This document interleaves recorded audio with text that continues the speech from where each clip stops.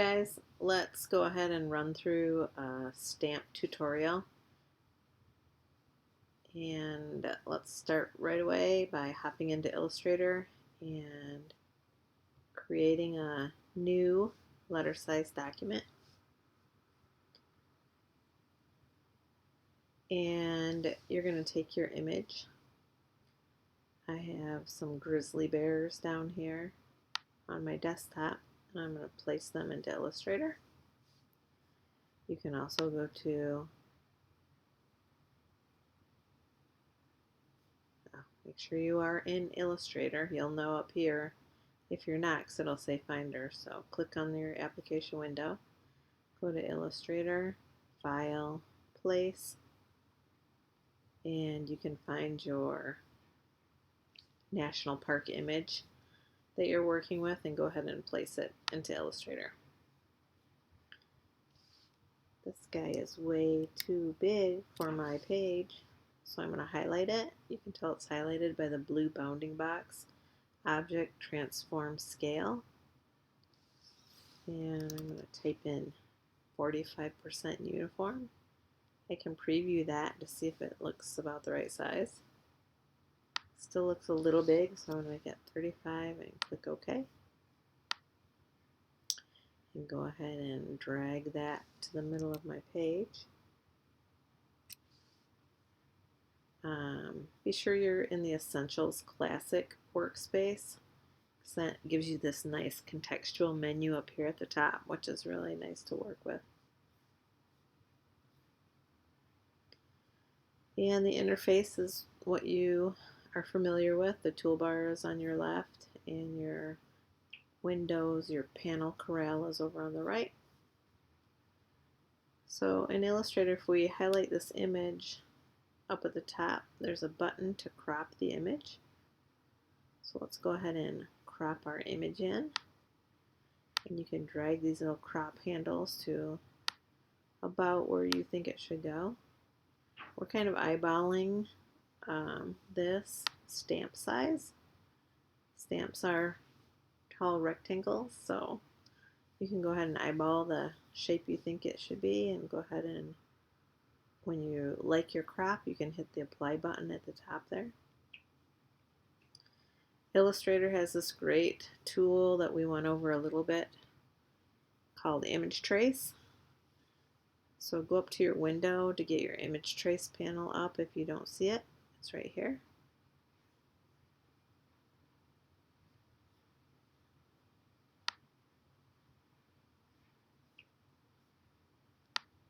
And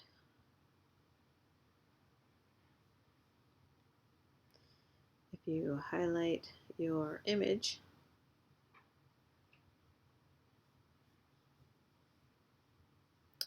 it has this drop-down menu at the top, which you'll remember.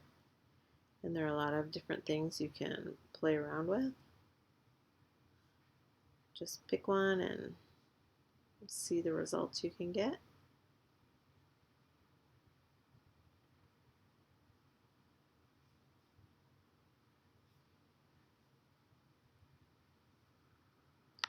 There's this little advanced tab at the bottom of this window, this panel window, and drop that down to get some more options. You can play around with some of these things.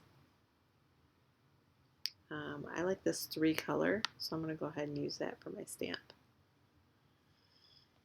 And remember, when you image trace something, you have to go up to the very top and hit the expand button, and that will go ahead and turn your image into vector shapes, which you can then manipulate.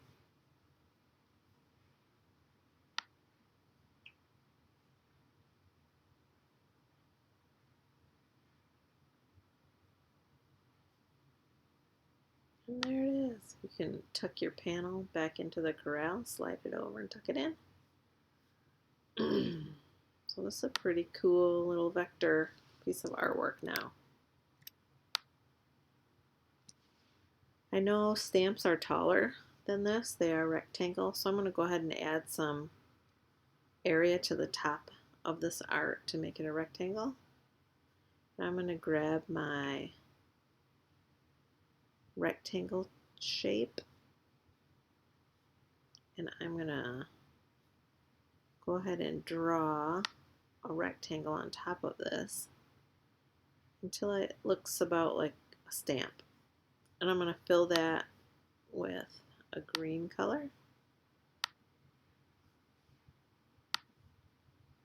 There. So that's about the shape of what I think a stamp might be. Let's go ahead and add some type to this. Let's grab our type tool and click on our artboard. And I'm going to type in Yellowstone.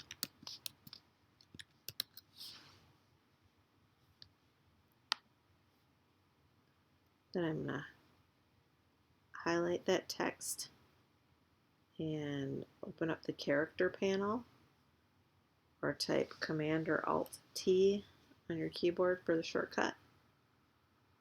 And we're going to style the text just like we did in InDesign.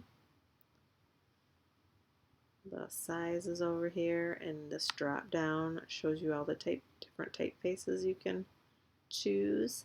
It's nice to scroll down through here because you can see the effect that takes place. When you're choosing type, like we talked about, it should be something that helps you visually represent the message. So for Yellowstone, I think it should be maybe a bold, strong serif font like this. So I'm going to choose that one. And it's too big, so I can go to the corner and resize it. But remember to hold on your Shift key so you can resize it proportionately.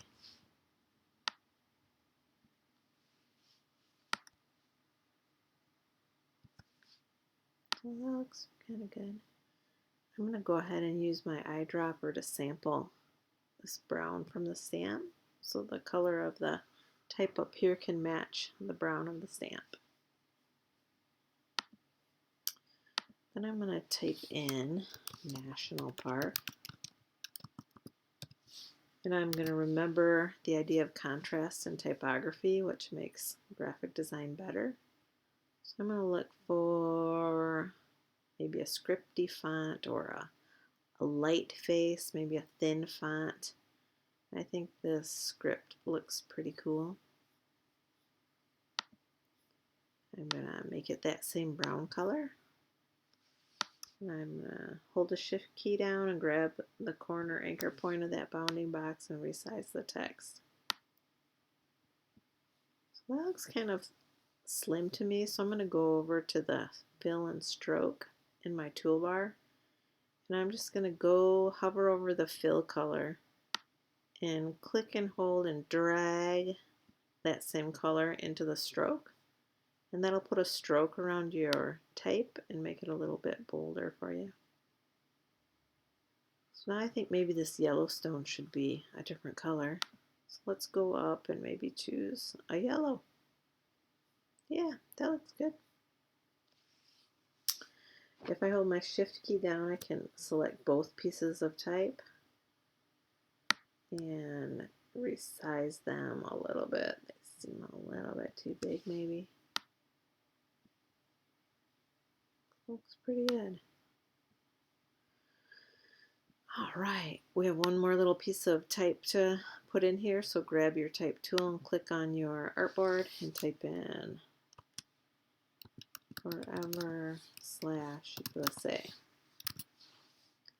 Go ahead and style that text just as we have been. Find a font that you like.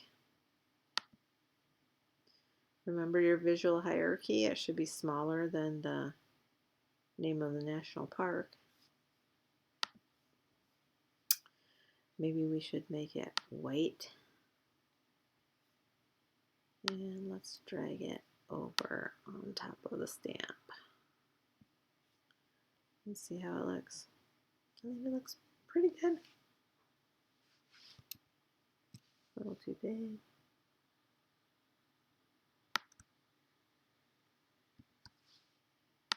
There. Now we need that little scalloped edge around the edge of the type. And to do that, we should use a dotted line. So let's go ahead and make one of those right now. And in InDesign it's just an option, but in Illustrator we have to make one. So let's grab our line segment tool and click and drag out a line. Let's stroke it with black so we can see it and make it a little bit fatter. And let's head over to our stroke panel. If you don't see it, remember, go to Window and Stroke, make sure it's open. And we're going to choose a rounded end. And we're going to turn on dashed line. And let's put 0 in the dash and let's try 8 for the gap. You can see it reflected on your line up there. And you might have to make it a little bit less or a little bit more. You can play around with these settings.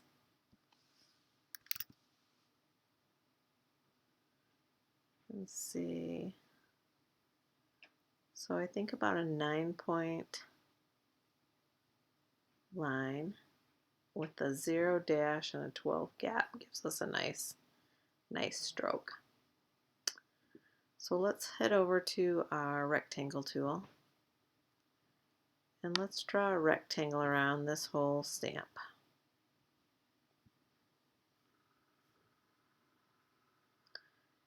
And then let's turn that stroke to white. And that gives us a pretty nice little scalloped edge. It looks like a stamp. So I'm pretty happy with that. I think in the actual assignment I have you guys making this on a black background. So let's go to the Layers panel. Let's create a new layer. And remember, you can click on these layers and drag them around. So let's drag it underneath our art layer. Let's call it background.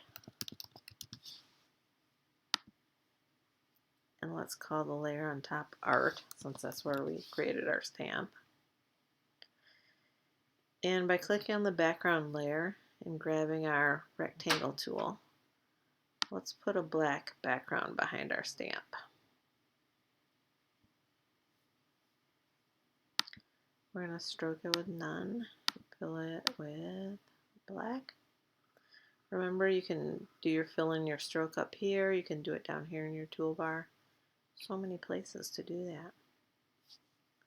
Well, that looks good, except now we need to head back to our art layer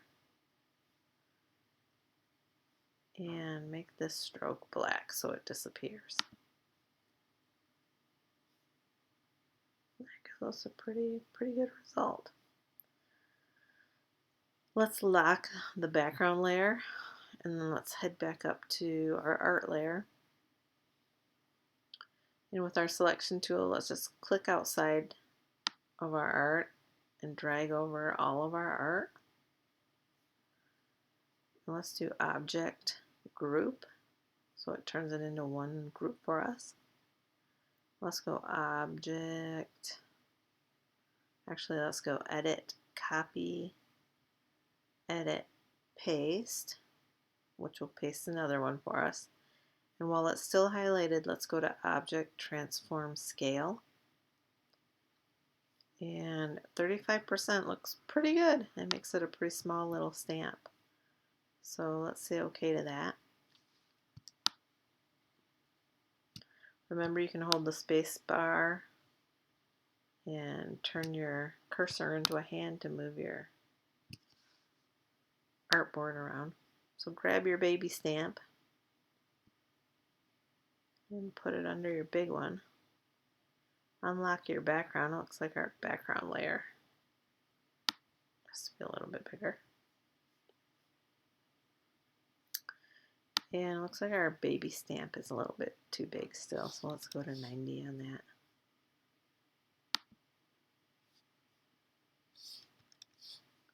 And say OK. There. I know in the homework there are some specifications about how this should be centered on your board. And remember, in Illustrator we don't have margins, but we can hit Command R to get rulers. And if you right click on the ruler, which I can't do because I'm using a trackpad, but if you right click on the ruler, you can change the measurement to inches.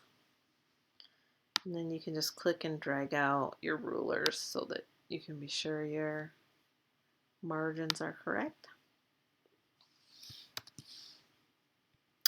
And that does it. That's how we make a stamp in Illustrator. It's pretty cool. The image trace feature is awesome. All right, I can't wait to see your stamps. Thanks, guys.